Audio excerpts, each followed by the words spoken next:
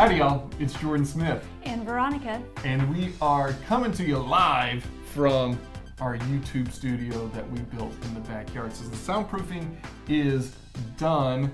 The finishes are almost complete. We got a little bit more on the ceiling and the shiplap, which we've been putting up with Pass Load. Big thanks to Pass Load for sponsoring this channel, for sponsoring specifically this video here. We've used the Pass Load nailers for this whole shed. Cordless. Corded. Veronica spent a lot of time behind both of these specifically. I spent more of the time on the framing side. She did most of the finishes in here with both the 16 gauge cordless and the 16 gauge corded. We've got opinions on both of those, and we'll be talking corded versus cordless in an upcoming video. But for today's video, we wanted to talk about how we got started doing what we're doing, how we got started working in the trades.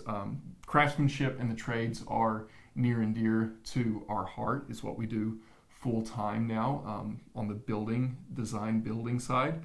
And we wanted to show people how we got started and talk about where we're at now and where we're going in the future. So to jump right into how we got started, I grew up on a farm and we fixed everything. So things would break constantly because farms are incredibly hard on equipment. And I'm not talking about these little hobby farms that you have in some places of the world. I'm talking about the plains of the United States, large, flat places.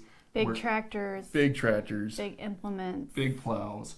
It was the coolest thing as an 11-year-old boy to be driving a versatile, big articulating tractor with like, I don't know how many horsepower, and pulling a 42-foot plow at 11 mile an hour. You feel like you're just tearing up the world. And you tore up a lot of stuff too because you were 11 and 12 years old. And made you the jack of all trades. It did. We had to learn how to weld. We had to learn how to machine. The welders were like AC welders and the machines were like grinders and hand tools. And we had some lathes and mills, but they were very rudimentary. Veronica, on the other hand, you grew up on a farm too. A much nicer farm than ours. But you grew up on a farm, but you got started working on houses. How? Well, my dad moved an early 1900s farmhouse from one side of town to the other before I was born. And it mostly got finished, but not all the way. So I spent the summers painting trim and updating, and I never had a door on my bedroom until I got old enough to decide that I really wanted a door, and went out to the garage, found the door, painted it, and put it up. Yeah, so this farmhouse is really an incredible house. I mean, it's like she said, it was built in the 1900s.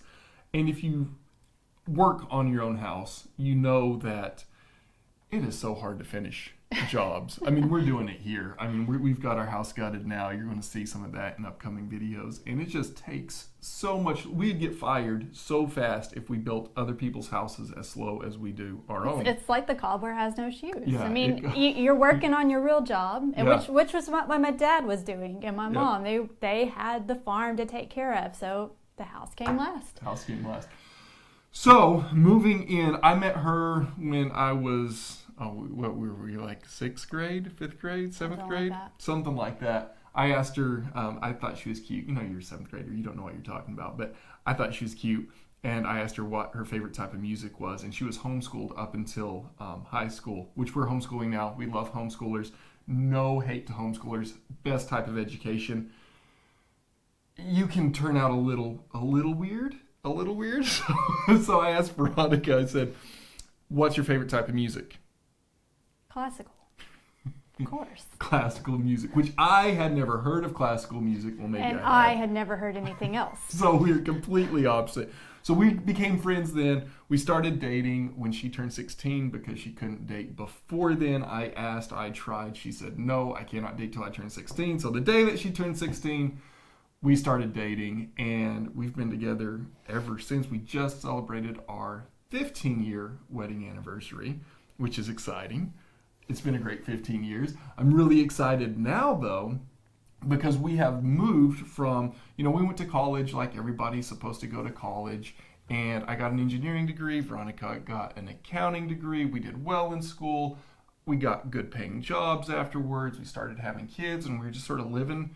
We were checking off the marks. We were checking the boxes, right? We bought our first house. We bought our first house as newlyweds, and a few things. One, it was right before the mortgage crisis, so we really lucked out there.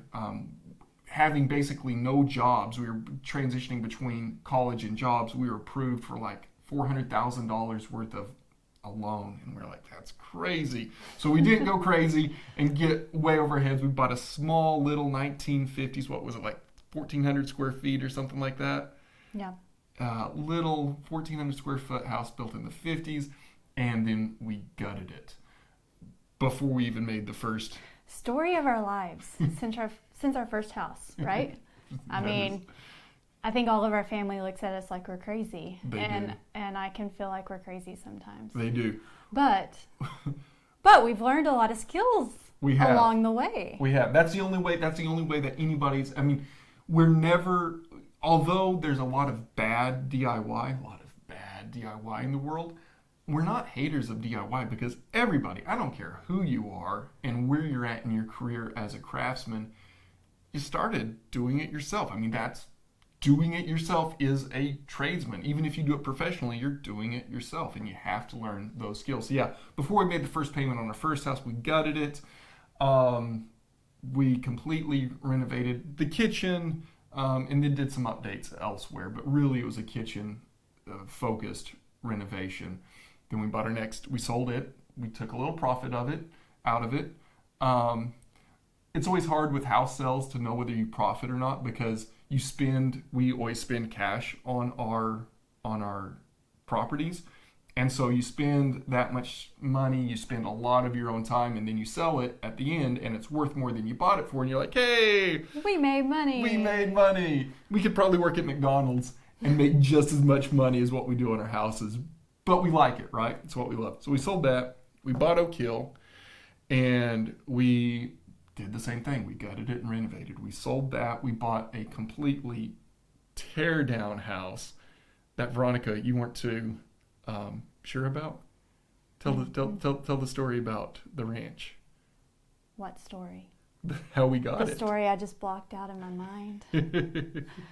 No, it turned out really good. It was a scary house, and it was under all these weeds, and in fact we took our oldest, was it Addie?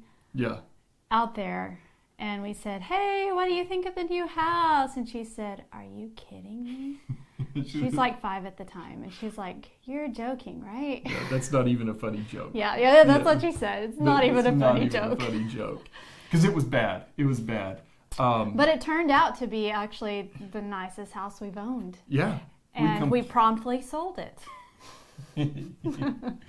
Because on to new adventures. Because that's when we decided we wanted to break off and start our own business as home builders. We had done several remodels, and that one was a complete rebuild from the slab up plus a big addition on it. And we thought, this is what we like to do. Veronica likes doing the layout and the design and the building. She installed, the framers messed up on that house. They didn't have the window sizes framed out, and I was still working in Houston as an engineer. And she called me and she's like, hey, the windows are here, and these windows aren't sized the right way.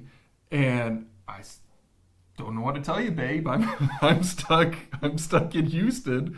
And so yeah, she pulled out the screw guns and the sawzalls, and she rebuilt several of the window openings for the framers, and waterproofed for the framers coming in and installing, or for the windows installers coming in and installing. So, how do you get started?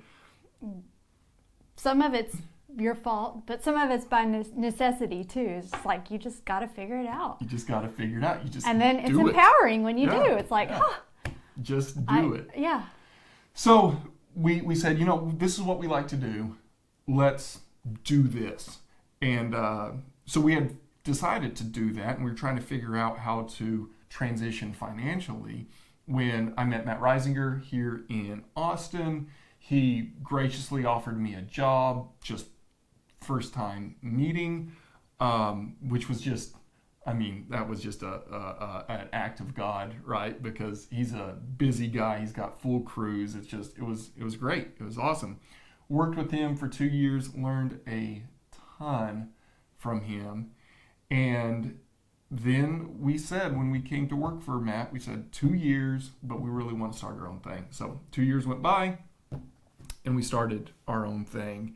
And now it's been about 1.5 years, a little over a year maybe, that we've really been doing our own design build full time. We have built 2 houses and we have a third that we are talking about. So it's not crazy fast, crazy busy, but I don't think we really want it to be. We're picking our projects very selectively.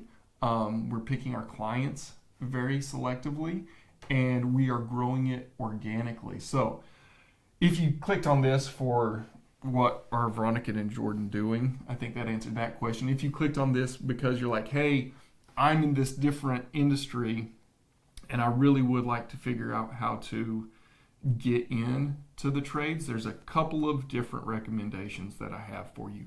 One, there's a ton of free education out there, but definitely educate yourself, whether you do it completely free. I'm working with a group called MT Copeland right now, who's doing just really great, high quality, high density content for all of the trades. Everything from, if you don't know what a hammer is, all the way through to, okay, how do I set up a business to retire off of it? There's also great YouTube videos. There's great Instagram videos. Go start checking out some of the greats out there. Matt Reisinger obviously is one of them. From a building standpoint, Building Science Fight Club on Instagram, Christine is awesome. Awesome framers, Tim Euler, Kyle with RR Buildings, Aaron Butts with Aaron Thomas Aquinas. I could go on and on. Nick Schiffer with NS Builders, Tyler Grace with TRG, Johnny, the Modern Craftsman guys, Johnny with Vintage Builders. Go look these guys up and just watch what they do day in and day out, and you're going to learn 2 things. You're going to learn, first of all, that nothing that they do is magical. Like there's nothing in building that you can't do. You just do it, right? You just do it. Second thing that you're going to learn is the details are what makes a build. Whether you're into the building science, nerdy stuff with Matt, and you're saying, hey, you know, how you install windows matters. How you do your flashing details really matters. Or if you're over on the Modern Craftsman guys with all their finished details, you know, how you line up cabinetry matters. How tile terminates matters. Where your grout lines are, where your baseboards come in. All of those details really matter. And that's really what Veronica and I, that's what we spend most of our time doing is sweating those details on the design. Thanks so much for watching. I know this is a little bit different format. Veronica does, like, I talk about what we do a lot. Veronica does like 90% of what we actually do behind the camera, and I'm wanting to bring her out a little bit more and give credit where credit's due, because she does so much for this business, especially from the design standpoint and especially from the budget and finance standpoint. That's really one of her strengths. So we're going to be showing more of Veronica, talking a lot more about the nitty-gritty business and details, and then I'm going to obviously be running my mouth about whatever I think is cool at the time, so stay tuned for that. Thanks so much for watching. Comment below with what you want to see from this channel. Do you like this setup? I sort of like it because it's easy to talk, not one-to-one because you're not actually there, but it's pretty close to one-to-one, and I'm not just running around showing stuff. We can get into a little bit more of the theory behind things. Comment below with what the next videos should look like. You know they're gonna say, finish the shed video. Finish the shed videos. Nobody watched that. Like 2,000 people watched that, and I'm grateful for you 2,000 people for watching that. But yeah, apparently soundproofing isn't what people want to watch. Again, big thanks to Pass Load. We're going to be doing more videos with them this week, and we'll see you next time on Smith House.